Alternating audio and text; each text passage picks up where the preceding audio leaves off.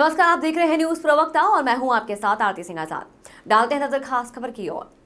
जालौन के गुस्साए कप्तान आईपीएस डॉक्टर ईरज राजा ने वायरलेस सेट पर ही 8 थाने के एसएचओ व एसएसआई को किया सस्पेंड। रेप पीड़िता के पिता द्वारा आत्महत्या किए जाने के मामले में एसपी ने कार्रवाई करते हुए पुलिसकर्मियों को दी चेतावनी। रेप मामले में समझौता करा रहे थे 8 थाने के थाना प्रभारी और वरिष्ठ उप निरीक्षक। एसपी ने वायरलेस सेट पर ही गुस्से को आखिरी हद तक पहुंचाने की जनपद के पुलिसकर्मियों को दे दी चेतावनी। कहा, डंडे की भाषा से ही अब समझाऊंगा। नाबालिग से रेप मामले में 8 थाना पुलिस द्वारा कार्रवाई न किए जाने से परेशान पिता ने सोमवार की सुबह फांसी लगाकर कर ली थी आत्महत्या। उल्टा धमकी देकर पीड़िता के बयान बदलवाने और समझौता भी कराने का पुलिस पर था आरोप। निलंबन के साथ ही विभागीय जांच के भी घेरे में रहेंगे दोनों पुलिस अधिकारी। जालौन के 8 कोतवाली क्षेत्र का है मामला। एसपी जालौन डॉक्टर ईरज राजा का ऑडियो सोशल मीडिया में जमकर हो रहा वायरल। आइए सुनते हैं क्या कहा पुलिस अधीक्षक डॉक्टर ईरज राजा ने। टेंगो कमांडर महोदय, टेंगो आदेश करें सर। सब लोग अपीयर हैं? हाँ सर, सभी लोग अपीयर हैं सर, सभी लोग अपीयर हैं।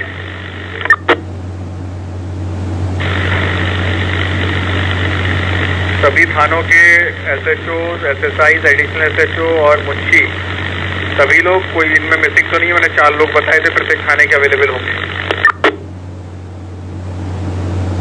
सभी लोग हैं। सीओ जालौन साहब छुट्टी पर हैं, इंस्पेक्टर उरई छुट्टी पर है, तो उनके जो सेकंड प्रभारी है वो मौजूद है सर।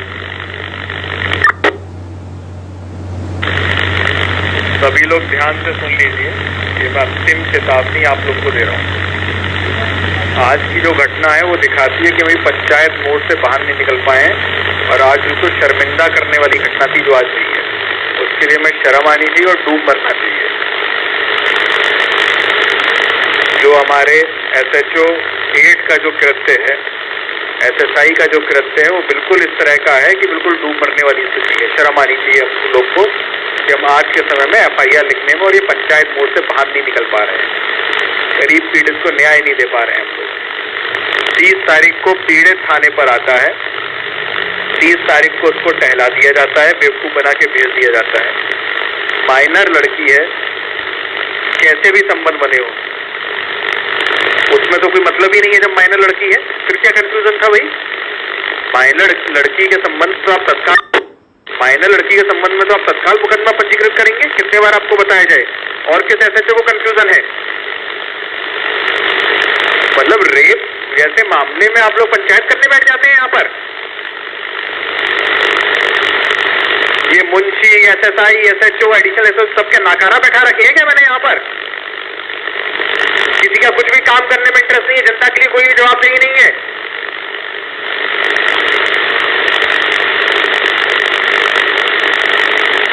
मतलब गजब स्थिति है। फरियादी मेरे पास आता है, बोलता है कि हम थाने पर गए थे, एफआईआर नहीं लिखी जा रही है। बाइक चोरी की एफआईआर लिखने में तकलीफ होती है आप लोग को?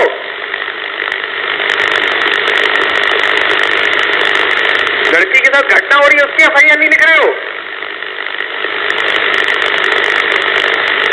अब उसके लड़की के पिता ने किन हालातों में आज आत्महत्या की, वो तो जांच का विषय है कि पुलिस की कार्रवाई से आहत होके की या फिर समाज में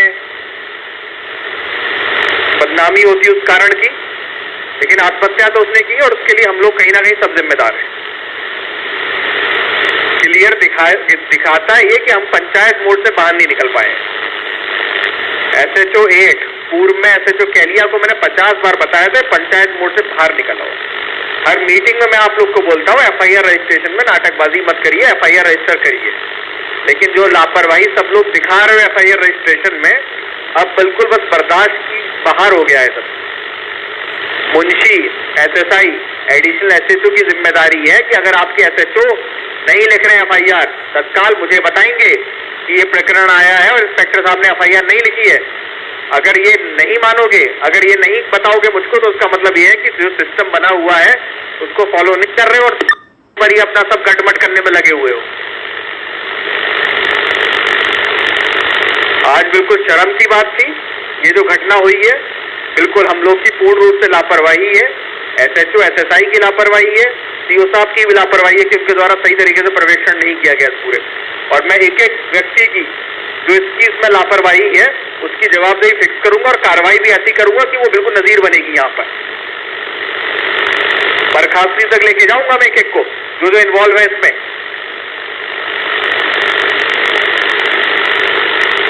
और ये अंतिम चेतावनी है, कोई भी गंभीर प्रकरण आएगा उसको आप तत्काल सीओ, एडिशनल एसपी और मुझसे डिस्कस करेंगे। ये जो पंचायत का तरीका है ये बंद कर दीजिए। 50 बार बोल चुका हूं, मेरे पास सूचना आनी चाहिए। जो एप्लीकेशन आपकी आ रही है लेकिन नहीं भेज रहे हैं, इस एप्लीकेशन की भी सूचना नहीं आई थी थाने से। सीओ साहब बस कॉपी पेस्ट करके भेज देते, सीओ भी नहीं देख रहे क्या सूचना उनके लोग दे रहे हैं।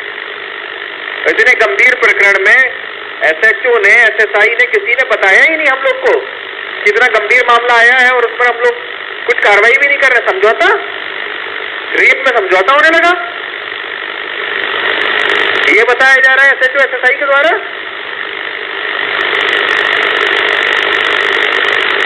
एसएचओ एसएसआई दोनों को तत्काल प्रभाव से मेरे द्वारा सस्पेंड कर दिया गया है और मैं पूरे प्रयास करूंगा, पूरा मैं इतनी अच्छी इसमें कार्रवाई करूंगा, इतनी अच्छी चार्जशीट बनाऊंगा कि बर्खास्तगी तक लेके जाऊंगा मैं दोनों को, या फिर इसके अलावा कोई अन्य तीसरा चौथा व्यक्ति भी इन्वॉल्व है तो।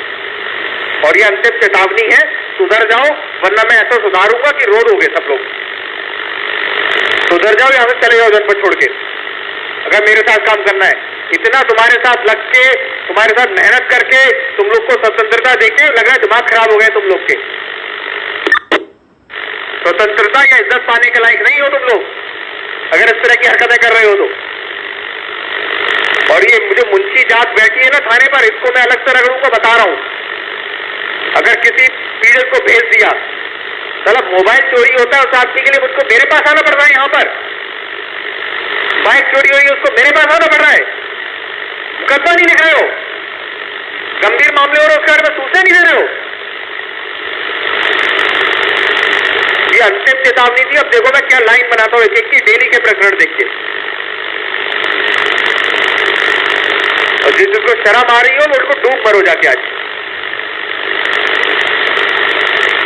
तत्काल एसएचओ 8 और एसएसआई वहां से रवानगी करें और लाइन में आप तत्काल प्रभाव से सस्पेंड हैं। और जिसने भी अगली लापरवाही की इससे भी कठोर कार्रवाई मैं उसके विरुद्ध करूंगा, बता रहा हूं। ये बिल्कुल फाइनल वार्निंग थी, उसके बाद मैं किसी को नहीं छोड़ने वाला हूं, बस हो गया क्लियर। अगर डंडे के ही तुम लोग को डंडे की भाषा समझ में आती तो डंडा भी मैं बहुत अच्छा चलाता हूं। अब तुम लोग को सबको समझ में आएगा अगर दोबारा कुछ इस तरह का इवेंट मेरे सामने आ गया तो।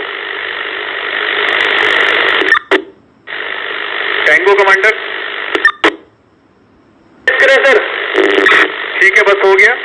सभी ने सुन लिया होगा, नहीं सुना होगा तो जिसने रिकॉर्ड किया वो सुन ले सब लोग, बता देना है सर। अभी हम सबसे बारी बारी पूछ ले रहे हैं सर।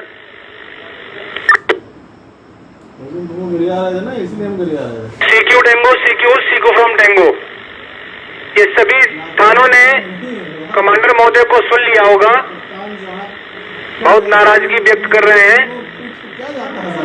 एसएचओ 8, एसएसआई सस्पेंशन की कार्रवाई हो चुकी है, ये तत्काल लाइन में आमद कराएंगे आके।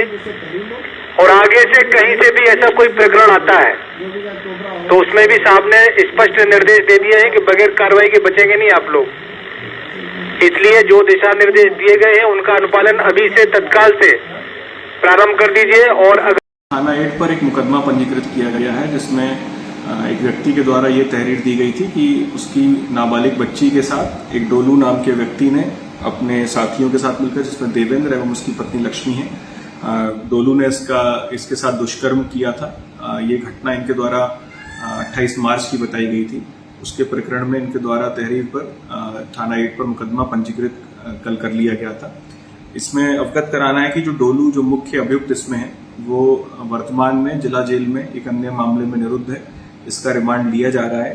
एवं बाकी 2 अन्य अभियुक्त जो थे जिसमें इन पर आरोप लगाया गया था, देवेंद्र एवं लक्ष्मी, इनको दोनों को भी गिरफ्तार कर लिया गया है एवं विधिक कार्रवाई इनके विरुद्ध की जा रही है।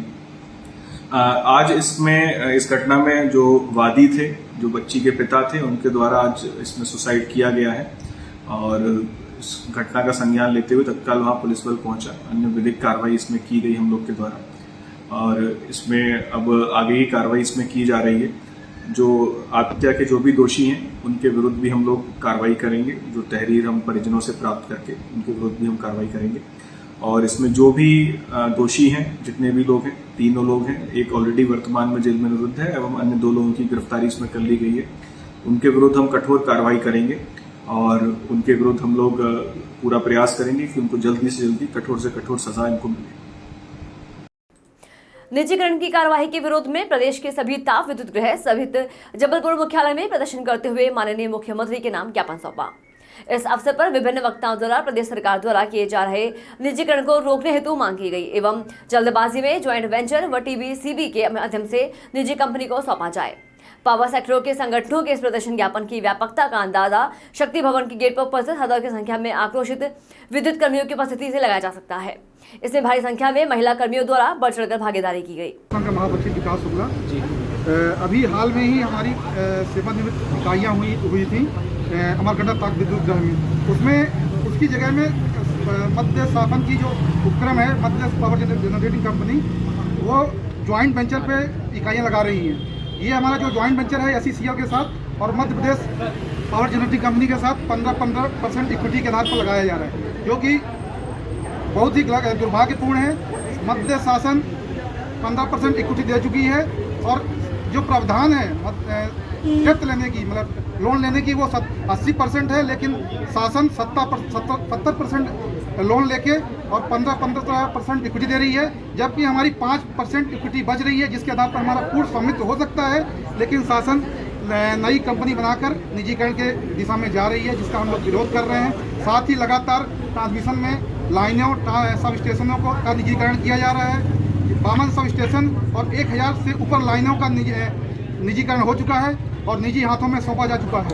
इसका हम विरोध करते हैं और आगे भविष्य में अगर ऐसा किया जाता है तो हम प्रदेश स्तर पर इसका विरोध करेंगे और आंदोलन की तरफ जाएंगे। नाम बता दीजिए। विकास शुक्ला, महासचिव मध्य प्रदेश विद्युत मंडल अभियंता संघ। ज्वाइंट वेंचर और MPPDCL में अभियंता संघ ने चर्चा की है और इनका उससे विरोध है, तो उसका हम लोग अपने हिसाब से उसका अपनी ओर से जो ज्ञापन हमको मिला है उसका हम शासन की ओर से प्राइवेटकरण ऐसा उनकी मांग है, ऐसा कुछ है। प्राइवेटकरण मतलब प्राइवेटकरण ये अलग टाइप की व्यवस्था है, मतलब एकदम प्राइवेट इसको नहीं कहा जा सकता, लेकिन कुछ अलग व्यवस्था है नॉर्मल व्यवस्था से। उस व्यवस्था के हिसाब से अभियंता संघ का विरोध है, तो उस चीज़ को शासन को कम्युनिकेट किया जाएगा। फिलहाल इतना ही। खबरों का सिलसिला लगातार जारी है। बने रहे न्यूज़ प्रवक्ता के साथ। नमस्कार।